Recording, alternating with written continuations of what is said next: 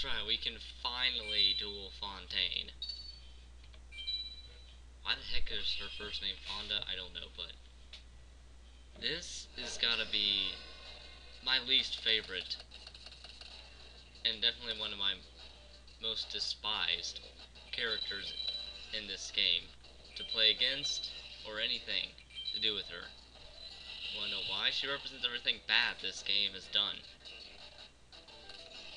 First off, there's the fact that she's an unmarked duelist in an area filled with spirits at a certain point. So you're just trying to look around for a spirit, which I've already explained is way hard enough as it is. And then you run into Fontaine, and if you run into any duelist that is even remotely possible to duel, even if you can't duel them yet, they'll just say a random sentence, and you're forced to go back to your dorm and have a very fruitless expedition. Second off, she has a very annoying, very annoying strategy in that all she does is prevent you from doing anything. I'm not kidding, that's all she does. She has a ton of life recovery cards. Her deck is meant to frustrate you, at least at first. I don't remember what she does later on. So even when you finally get past her defenses, she'll have a ton of life points, so it'll take you a few turns to get through to anything. And last but not least, my biggest problem with her is that you can't freaking duel her for more than half the game. Oh my goodness, I'm not kidding. You have to be like level 14 to start the Chaz event. And like I said, to finish out the game, you have to be at least level 20. So, therefore, you have to spend time waiting for her, getting frustrated by her presence, but not being able to duel her. She doesn't give you a lot of experience, so it's not like she's good for, getting level ups quickly. She's always gonna be a very long fight. So more or less, you're just dueling her to register her and never see her again. This is the one duelist I never felt like refighting, because I mean, even some of the lower duelists, the ones that don't have very good decks, I still enjoy fighting, like Ryuta, Tanaka. I'm getting these names horribly wrong, but you're getting my point. Those like first like red students, Cyrus is fun to fight. Even America and Ishiki are pretty fun to fight. Toramaki and Reizao are fun to fight. She is not. I don't remember her second deck, but who cares? This first deck is so horrible. Why would anyone want to relive this experience? And I know I said the same thing about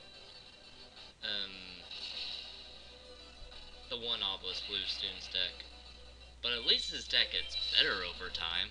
I'm not even sure her deck gets better over time.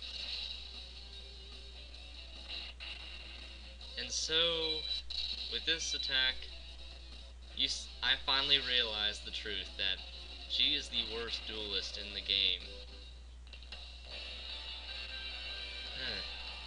There was one really weird thing, though, that I noticed whenever I was playing through this game.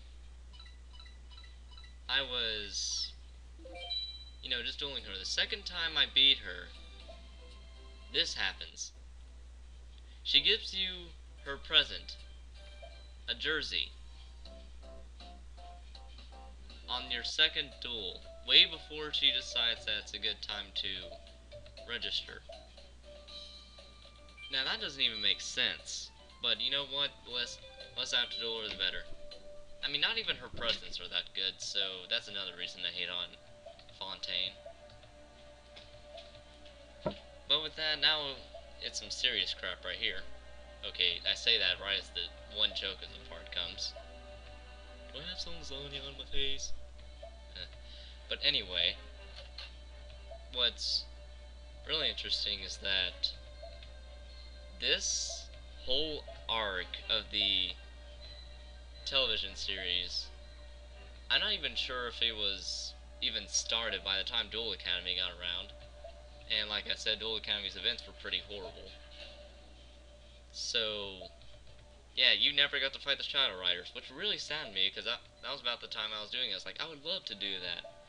Then, like 2 years later, long after I had stopped, actually not really that long after I stopped playing Duel Academy, I saw Spirit Caller. I was like, holy cow, it's a good-looking Duel Academy port. I'm totally gonna buy that at some point. And I'm pretty sure it took me good 3 more years to finally get the gall to find a ROM of this and start playing it. I don't know why, but Nintendo DS ROMs can be very iffy with me. So now I like to play this. I've only played it through the whole game twice. And it's not like I've gone 100% because getting 100% in this game is darn near impossible, as I've already said. So, thanks to Ancient Edicts, we have to defend these 7 keys, and we get to save the world by holding on to a key, and 6 other people with us, including Crowler, joins in with us. Now, the amazing thing is that this game is set up to where you can fight the first Shadow Rider the first night, the same day you get this honor. No, wait, I like how this happens. Hey, have you seen Chevrolet and Cyrus? Cyrus is on the top right. Good grief, Jaden. Ugh. So yeah, now we're into an interesting part of the map. The volcano. I'm pretty sure you go here exactly 3 times in the game. Yeah, remember how large the top portion of Duel Academy is? Well, this is the majority of it, whenever you get to actually see the volcano. You never go there again, even in the after game, where you're allowed to go almost everywhere else, which, after the Shadow Riders saga, you'll know what I mean.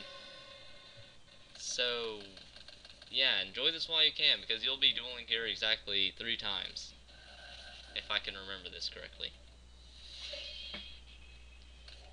And time for Night Shroud, who normally I underestimate. I did the first time at least, and then he utterly destroyed me because he got a really good draw, and I got a pretty bad draw. Although I believe the same thing just happened to me here. Yeah. Night Shroud, I'm not going to spoil who he is, but in the series his character was fine. He ended up getting a very annoying character trait a little bit more into the series. Actually, not very far after he finally recovers, because he don't kill him. He recovers and just joins life as usual. He's a pretty annoying duelist in this game just because you don't unlock him until the very end of the game. You don't fight this really cool deck. You're just kind of stuck fighting Night Shroud, his alter ego, once. And then there's one section of the story where he briefly returns as it. And that's it. Yeah, I'm not quite sure why they made his character so wimpy in the end, because he has a very annoying deck in the end game.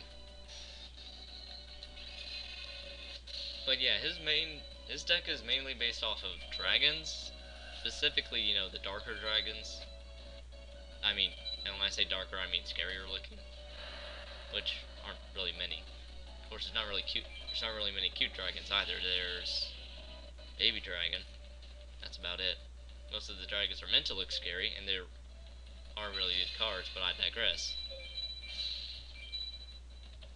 Where he really shines is whenever he brings back Joey Wheeler's signature card, Red Eye Spike Dragon.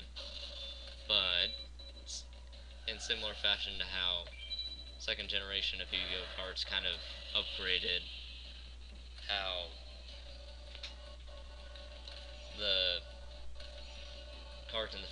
generation didn't really have much. They made a special card that pairs up with it. You wanna know? And it's Red Eyes Darkness Dragon. It's very similar to how Blue Eyes Shining Dragon kind of revitalized the whole Blue Eyes White Dragon thing. In that you have to get rid of a face-up Red Eyes Black Dragon, thankfully not a Blue Eyes Ultimate Dragon. And once you get rid of the... And once you can special summon Red Eyes Darkness Dragon, which I believe is a level 9 card, which is a stupid rare occurrence in Yu-Gi-Oh!, but that's another digression.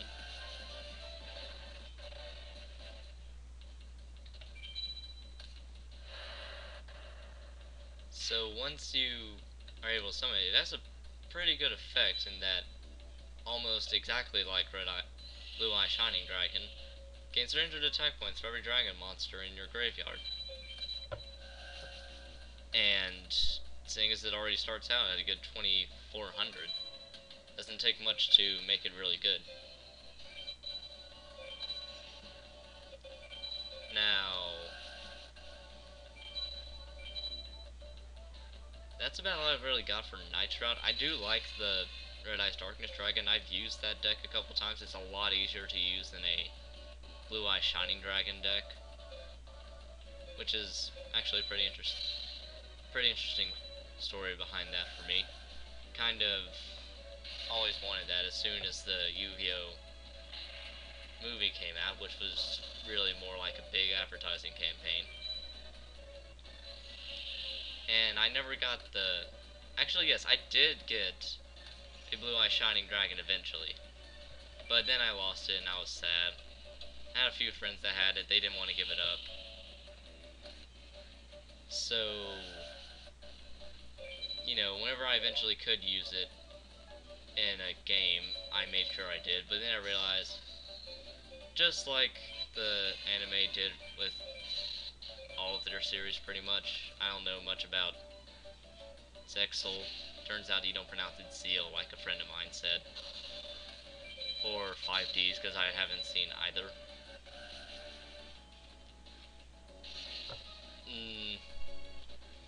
They still break the rules in the movie, which should have seen that coming with the whole Pyramid of Light thing. And Blue Eye Shining Dragon is nowhere near as good as it is in the movie. I mean, his effect of being able to ignore effects, spells, and trap cards is like barely useful, because usually devastating effects, spells, and trap cards are just aimed at everything. And since its effect means that it cannot be affected by them directly, it can still be destroyed easy. Which was one of the biggest things he had going for him in the movie, was that he was like near indestructible. In fact, both times that he was summoned, the first time in the duel, the second time in that weird ending sequence, they sacrificed him to get rid of him. That was the only way they could, because that thing had way too much attack. And I'm surprised I was able to talk through all that, but yeah, that was a fairly decent duel. Yeah, and that way we finally get to see Night Shroud flash it away. Nope, he just fell. Okay. And even though they didn't really look like they were that trapped to begin with, we finally get to see them untrapped. And everyone else comes in late like always, and turns out Alexis sees something in this Night Shroud.